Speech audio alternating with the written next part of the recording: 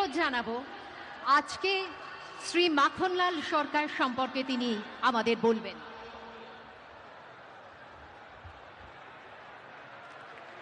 শিলিগুড়ি নিবাসী শ্রী মাখনলাল সরকার সবরই প্রতীক্ষার মতো দীর্ঘ প্রতীক্ষা।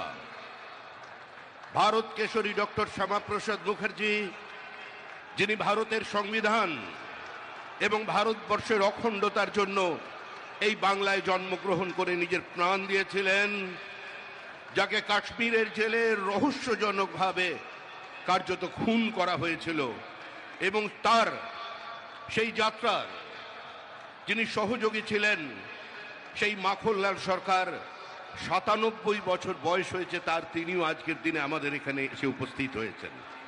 শ্রী মাখনলাল সরকার তারপরে দিল্লিতে একটি দেশাত্মবোধক গান গাওয়ার জন্য দিল্লি পুলিশ তাকে গ্রেপ্তার করে। কংগ্রেসের সরকার নিয়ে যাওয়া হয় বিচারালয়ে। বিচারপতি বল